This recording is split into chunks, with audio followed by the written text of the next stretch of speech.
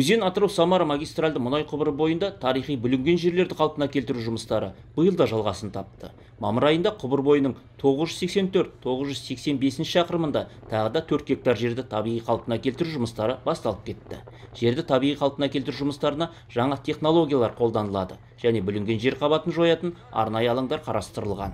В данный момент задействовано 35 единиц. Қазіргі уақытта жерді қайта өңдеуге 35 арнайы техника тартылған. Олар тасығыш, тиегіш көліктері мен экскаваторлар және бульдозерлер. Қазір жердің бүлінген беткі қабаты қырып алынуда. Олар көлікке тиеліп, арнайы жою алаңдарына жеткізіледі. Жұмыс өз уақытымен атқарылуда. Жерді табиғи қалпына келтіру жұмысы екі кезеңмен жүргізілмек. Ол техникалық және биологиялық рекультивация.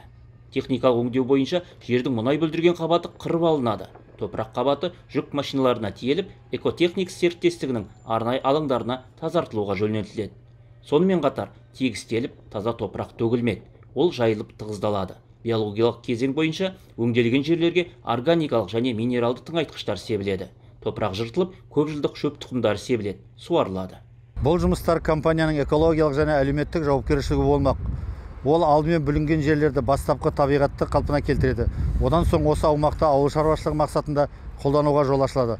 Сондықтан біз бүлінген жерлерді сапалы өңдеуін қадағалаймыз.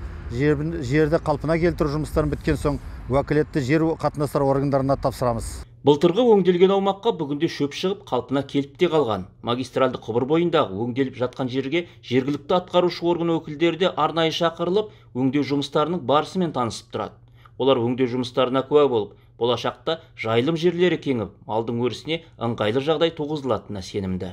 Ақжайық ауданы бойынша халықтың басым көпшілігі мал шаруашылығымен айналысатыны барлығымызға белгілі. Қазіргі сәтте осындай көріп тұрғанымыздай жерді қайта өңдеу жұмыстары жүргізіліп жатыр.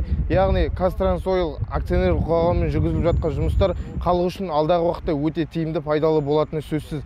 Яғни бұл халықтың мал жайылымына өте бір кеңінен жол ашатын болады. Өзен Атырау-Самара магистральды мұнай құбырының бойындағы тарихи бүлінген жерлерді қайта қалпына келтіру 2011 жылдан бері жүргізіліп келеді. Бүгінгі күні қайта өңделген жер алаңы 21 гектарды құрайды. Нұрлыбек Хизатов, Атырау мұнай құбыры басқармасы, арнайы корпоративті телеарна үшін Батыс Қазақстан облысынан.